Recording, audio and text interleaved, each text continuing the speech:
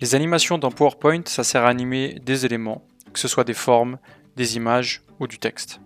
Alors à quoi ça sert d'ajouter des animations? Eh bien, mettre en évidence le contenu au moment souhaité et pas perdre la personne qui suit la présentation dans tous les éléments qu'il y a dans notre slide. Là, l'objectif, c'est de faire un petit tutoriel sur PowerPoint pour expliquer les fonctions dans Excel. Et puis on commence avec l'explication pour entrer une formule. Donc je vous fais la démonstration de cette slide animée. Je commence avec la touche flèche droite. Là, on remarque qu'il y a deux animations, deux éléments animés. Le premier texte qui s'est animé et puis l'image qui a eu une mise en évidence. On a de nouveau deux animations du texte et puis la forme violette sur l'image qui est apparue. Une seule animation d'apparition. Deux animations, une sur le texte et puis une sur la forme bleue qui est apparue sur l'image. Alors là, on a eu trois éléments animés, mais quatre animations au total. On a eu le texte, la flèche qui s'est animée, et puis l'image qui a deux animations dessus. La première qui l'a fait apparaître, et la deuxième qui l'a fait chanceler, c'est-à-dire elle a bougé un petit peu, c'est une mise en évidence. Alors on va partir de la slide de base, ici, qui est la même mais sans aucune animation. Et la première chose qu'on va regarder, c'est les types d'animations possibles. Alors quand on est dans notre slide, on peut sélectionner un ou plusieurs éléments, et à ce moment, depuis le volet animation, on peut ajouter une animation ou des animations. Et puis, on remarque qu'il y a quatre types d'animations possibles. Les animations d'entrée ou d'apparition, les animations d'accentuation ou d'emphase, elles permettent de mettre en évidence le contenu qui est déjà là. Les animations de sortie, donc pour faire disparaître un élément. Et finalement, tout en bas, on a les animations de mouvement qu'on n'utilisera pas dans cette vidéo. Donc on va commencer par animer cet élément et je vous recommande de faire la même chose sur votre présentation. Donc sélectionnez une partie où vous avez une liste à puces, donc qui est bien reconnue comme telle, c'est-à-dire si je vais sous accueil, je vois qu'ici mes puces sont bien activées. Ce qui fait que quand je vais lui ajouter une animation flottant entrant, eh bien les puces vont s'animer une par une. On peut venir paramétrer l'effet de l'animation ici, donc choisir le sens d'apparition, et puis si on souhaite que tout s'anime ensemble ou paragraphe par paragraphe, donc chaque élément un après l'autre. C'est l'idée d'avoir des listes à puces, c'est qu'on peut les animer indépendamment les unes des autres. Donc on va rester sur cette option et on remarque qu'on a tout de suite 5 animations qui ont été créées donc par rapport au nombre de paragraphes. Et ce qu'on souhaite maintenant, c'est afficher le volet animation pour voir ces animations, comment elles ont été ajoutées. Ça se passe ici, volet animation. Et on voit ici qu'on a toutes les animations qui ont été ajoutées. Alors, pour les voir toutes, il faut cliquer dessus. Parce que comme c'est un seul bloc de texte, eh bien, il les a assemblés ensemble. Et donc on voit qu'à chaque fois qu'on va cliquer, chaque animation sera jouée. Donc cliquer ou bien flèche droite ou espace, ça permet de passer à l'animation suivante.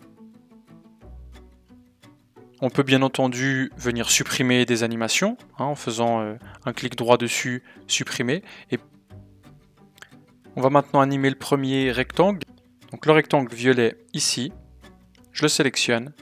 Et là je vais venir lui mettre une animation de zoom.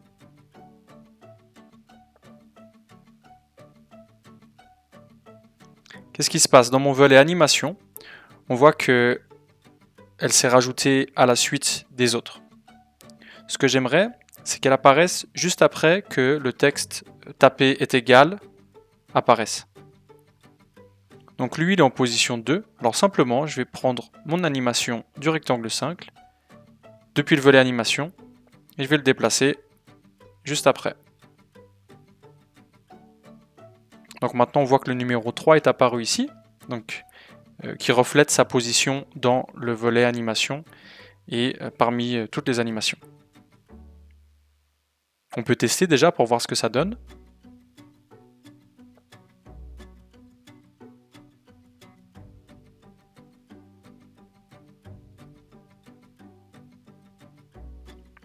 Donc on voit que ça fonctionne, hein, j'ai cliqué 3 fois, donc j'ai appuyé sur la flèche droite pour passer les animations, et puis on a bien la troisième animation, le rectangle violet qui est apparu. Ce qui manque maintenant, c'est le fait que ce rectangle violet apparaisse au même moment que taper est égal, ou plutôt juste après que taper est égal apparaisse. Et pour ça, on va aller dans les paramètres ici de l'animation, et on va choisir démarrer après le précédent.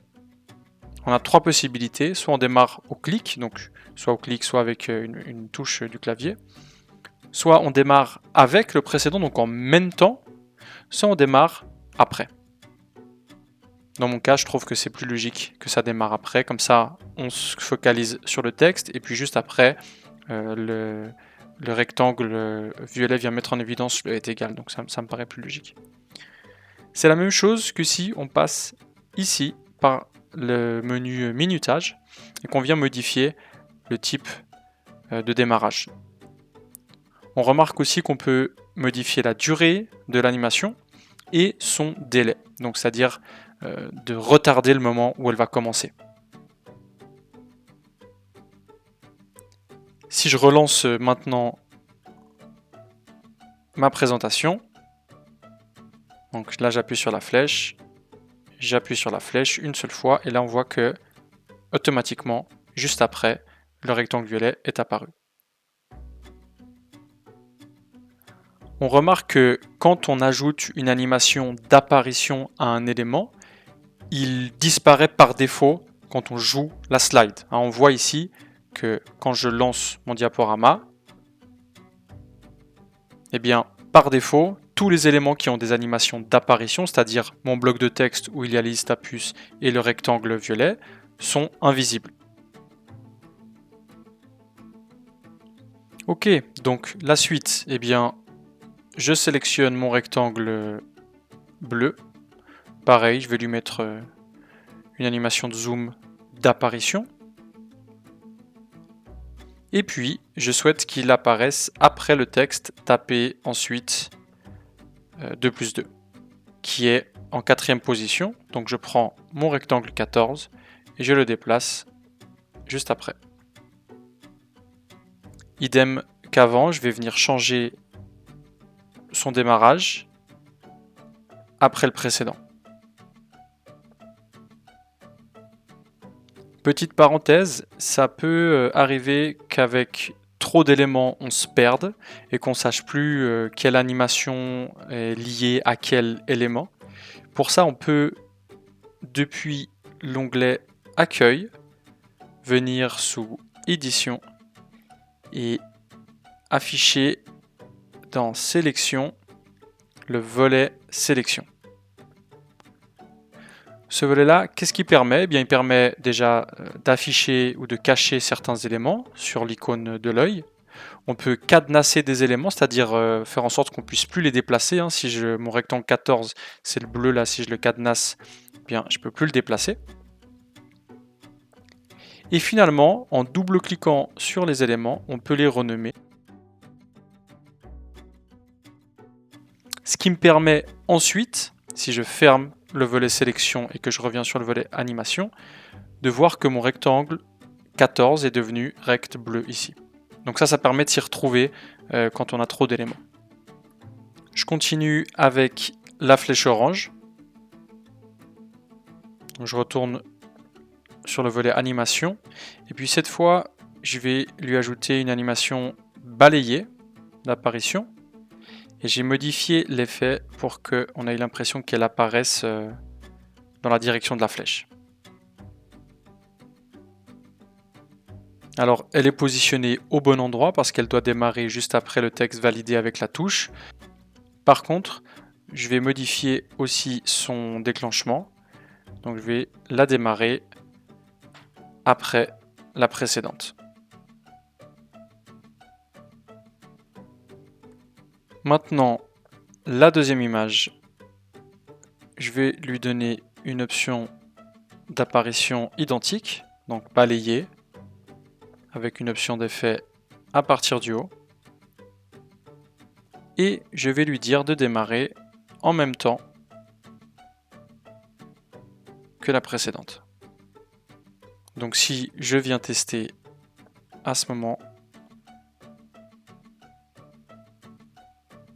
donc là ça apparaît juste après, là il n'y a rien qui se passe, pareil ça apparaît, le rectangle bleu apparaît juste après le texte automatiquement. Ensuite là, tout va s'enchaîner, on a le premier texte qui apparaît, et puis la flèche et l'image qui apparaissent en même temps. Finalement, ce qu'on souhaitait faire, c'est ajouter sur les deux images des options de mise en évidence du contenu. Alors, selon les versions de PowerPoint, ça peut être appelé des emphases. Ici, ça s'appelle des animations d'accentuation. Alors, si je passe par ce menu, eh bien, ça va remplacer l'animation d'apparition. Donc, si je clique là sur impulsion, eh bien, on voit que ça a remplacé l'animation d'apparition que j'avais. Donc, c'est pas ce que je souhaite faire. Je vais annuler. CTRL Z. OK. Donc, je reviens à l'animation d'apparition. Et si je souhaite cumuler plusieurs animations sur le même élément, je suis obligé de passer par ajouter une animation. Là, vous allez voir que l'impulsion, elle va se rajouter en plus. Voilà. Pareil, je vais changer, je vais dire de démarrer après le précédent.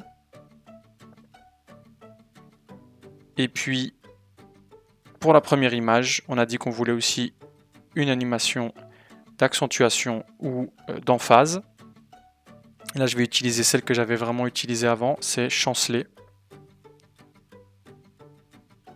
Voilà. Mais celle-ci, elle va apparaître après le premier texte. Après. Ok, on peut tester. Ça a l'air bon. Premier texte, on a bien notre image qui chancelle, donc qui a cette emphase ou cette accentuation. Ensuite,